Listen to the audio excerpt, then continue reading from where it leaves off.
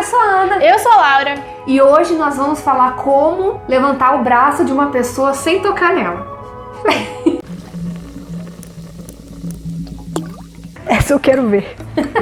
A gente recebeu no inbox no Facebook um vídeo bem intrigante em que a pessoa pedia pra gente explicar o que estava acontecendo e perguntava se aquilo realmente era verdade. Então a gente foi procurar ver se tinha algum fundamento naquele vídeo, naquela possível explicação que o vídeo atribuía. Começando, pode pressionar a mão, Pri. Esse vídeo é para explicar como diferenciar a pressão alta da baixa se você não tiver como verificar a pressão arterial. Você vai ficar pressionando a mão contra uma parede, um armário, uma árvore, se você estiver na rua, e conta até 60, que seria no caso 1 minuto. A hora que você terminou esse minuto, você vai desencostar do local. Se o seu braço ficar na altura do ombro, a pressão está normal. Se ela ficar acima do ombro, a pressão vai estar alta. E se ela ficar abaixo do ombro, ela vai estar baixa. 56 segundos, Priscila. Falta 2. Sai, dá um passo para a sua esquerda. Foi sozinho, Pri? Aí, ó, tá retinho, sua pressão tá normal. Funciona, não é? É verdade? Dá certo, né? E aí, além desse, tem mais uma dezena de vídeos no YouTube que recomenda essa técnica para medir pressão arterial sem precisar de aparelho para medir pressão. Mas a maioria dos vídeos que a gente viu não explicava o fundamento por trás dessa técnica, ou até mesmo dava alguma referência confiável para explicar essa técnica. A única referência que a gente encontrou foi de uma técnica chamada Muscle Prevent. Então, a gente foi lá investigar. A gente não, né? A Marcela. Na verdade, quem investigou foi a Marcela, que fez todo esse trabalho pra gente. Valeu aí. Uma das pouquíssimas aparições dessa técnica na internet tá nesse site aí, ó. Tá na tela. Bom, pra começar, o site tem uma formatação péssima. Tem texto mal escrito, tem afirmações, assim, apelativas e 3 referências bem deturpadas contra a indústria farmacêutica.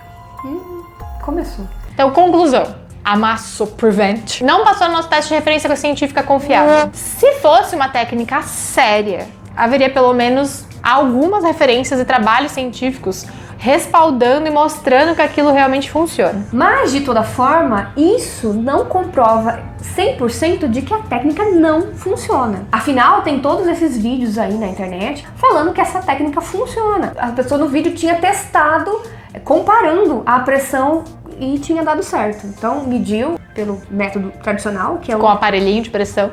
Esfingomia. Esfigmomanômetro. Isso! Mas será que esses vários relatos pessoais são evidências suficientes para comprovar que essa técnica funciona cientificamente?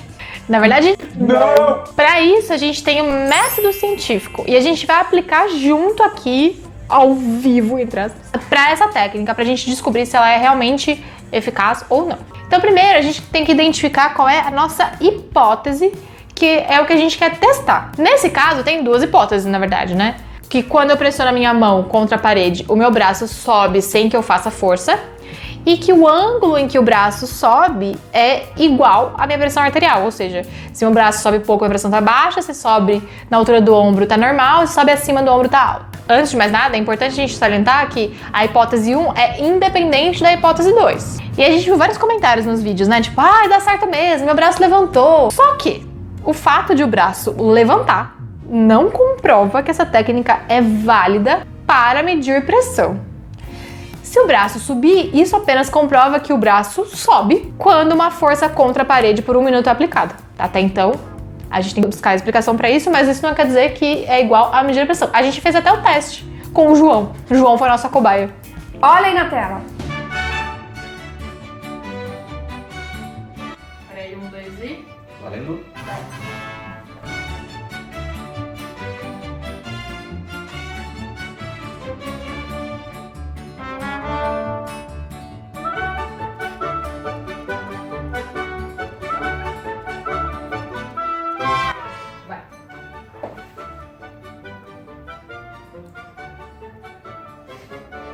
O teste que a gente fez com o João era pra gente ver se a gente conseguia reproduzir os vídeos da internet. E sim, a gente conseguiu, reproduziu. Quando ele ficou 1 minuto com o braço apoiado na parede, realmente o braço subiu. Mas isso não quer dizer que comprova que funciona pra pressão. Tá bom, então, como a gente pode testar a primeira hipótese? O ideal seria nós termos uma amostra de população bem grande. No caso aqui, a gente não tinha e a gente tinha o João. Nossa cobaia. A gente teria que ter várias pessoas de ambos os gêneros, com diversas faixas etárias, pra gente poder ver essa correlação entre fazer força contra uma parede e o braço levantar. E se isso depende da faixa etária, do sexo, né, do gênero, e se é algo verdadeiro, uma porcentagem alta da população, se realmente faz sentido isso, né? Se há uma correlação real. Outro ponto extremamente importante do método científico é a gente ter um protocolo padronizado. Todas as pessoas que vão fazer o teste têm que fazer o teste na mesma posição, né? Que no caso aqui dos vídeos é em pé, por exemplo, com o mesmo braço. Então, nos vídeos é do braço direito, sempre o mesmo braço, pelo mesmo tempo e preferencialmente com uma força similar, né? Que aí já vai complicando aí, né? Tem que ter um medidor de força de pressão para garantir que a pessoa usou a mesma força na parede, né? E aí já vai complicando.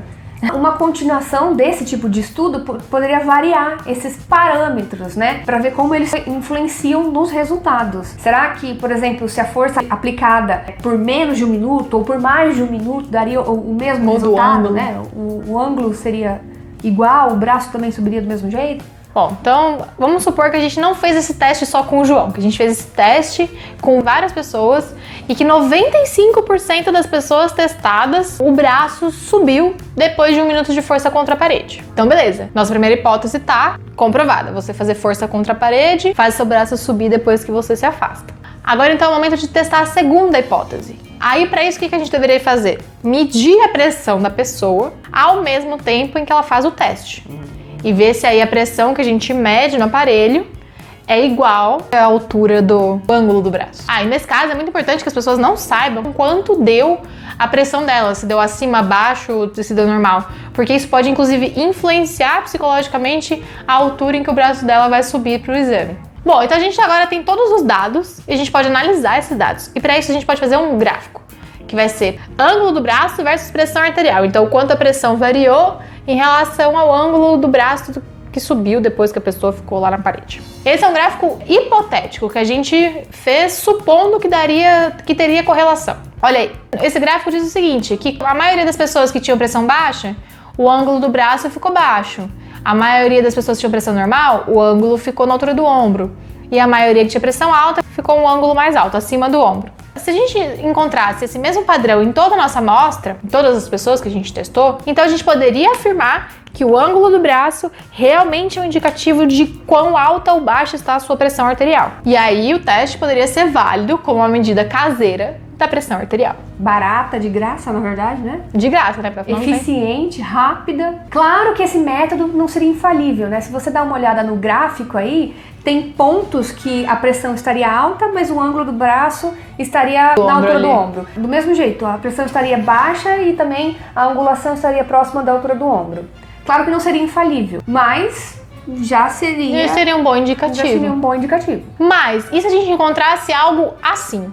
Dá pra ver que não tem nenhuma correlação entre o ângulo do braço e a pressão arterial das pessoas. Os pontos estão todos misturados, cada um numa altura, tem gente com pressão alta e um ângulo baixo. Vocês entenderam? É. O gráfico tá todo cagado. Uma Michórdia.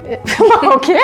Michórdia. Essa eu não conhecia. Não conhecia? Não. Michórdia? Nossa. Essa não, aprendi uma palavra nova. Então a gente poderia concluir que não tem correlação nenhuma entre a altura que o braço sobe e a pressão arterial da pessoa. Tá, então agora eu acho que vocês entenderam como é que funciona um método científico para auxiliar a gente a concluir alguma coisa. A partir da hipótese que a gente tem. Então tem uma hipótese, aí tem uma conclusão. Baseada nos dados testados. Em evidências. Olha evidências. E nessa loucura de fazer experimentos, vão negando as aparências, reforçando as evidências. Não é porque alguém conhece alguém que jura que funciona, que viu com os próprios olhos, que a terra há de comer, que afirma que o resultado foi positivo, que significa que isso é um fato consolidado cientificamente, né? A gente viu o João, o braço dele subiu. São necessários esses testes metodológicos para validar ou refutar essa hipótese. Bom, acho que diante de tudo isso ficou claro como seria um teste científico para comprovar se alguma coisa que a gente vê na internet é verdade ou não. Não é tão simples assim. Como a gente não tem acesso a essa amostra populacional, né, pra gente mesmo testar isso, a Marcela consultou experts para saber se isso era real, se tinha realmente alguma correlação entre o braço levantar e a pressão arterial. Nenhum dos médicos com quem ela conversou recomendou a técnica. E eles explicaram que o braço sobe depois que você faz a força contra a parede por um reflexo. O músculo fica ali tensionado durante 1 minuto. Depois que a gente tira o braço, a tendência dele é ficar condicionado a essa força. Então ele tenta continuar fazendo a força, só que não tem mais a parede para parar o movimento. Então, quando a força da parede não está mais presente, o músculo libera a energia que ele acumulou o tempo que ele ficou tensionado e sobe. É só isso. É só isso. Tem também um outro negócio do dedo, né, que o João falou. Você fica um tempo fazendo assim, era a mesma coisa. E aí depois você tenta, você não vai conseguir, porque... Você não consegue separar o dedo. Aí eu não lembro como é que era também. Dobra, eu não lembro. A gente fazia isso quando era criança. Acho que é assim, não é? Não é esse dedo não, Ana. Alguma coisa assim. É alguma coisa assim, eu não lembro, mas tem um rolê. É a mesma coisa, o mesmo rolê. Então, minha gente, cuidado com o que é dito na internet, cuidado com as fontes, porque muitas vezes com a falta de fontes. Fonte tem, exatamente. Pressão alta é um negócio muito perigoso, muito sério. Você deve sempre fazer um acompanhamento com o médico. Se você tá com sintoma de pressão alta, tá desconfiando que tá com pressão alta, não fica fazendo esses testes caseiros, não. Vai lá no hospital ou até mesmo em farmácia, que também mede, farmácias medem. Pra medir corretamente essa pressão o mais rápido possível, porque isso pode dar ruim aí. Não fica fazendo teste de internet, não. Vai no lugar certo. Tem gente que treinou pra aprender a medir a sua pressão. Bom, é isso. Se você já tinha feito esse teste ou se você fez esse teste depois de ver esse vídeo, conta pra gente aqui nos comentários. A gente quer saber se seu braço subiu. Já pensou? Se esse vídeo for assistido, sei lá, por 50 mil pessoas e as 50 mil pessoas fizerem o teste medindo a pressão real, e aí a gente pega esses resultados e plota num gráfico real com resultados reais. Já pensou que legal? Então espalha pra todo mundo aí, pra todo mundo. De repente vai que a gente faz um estudo aí. Vira um estudo científico pra gente provar que funciona ou não. Ou não. Então é isso. É isso. Gente. Beijo. Tchau. Tchau. Como é que é o negócio lá? Esfigmomanômetro. Esfigmomanômetro. Esfigmomanômetro.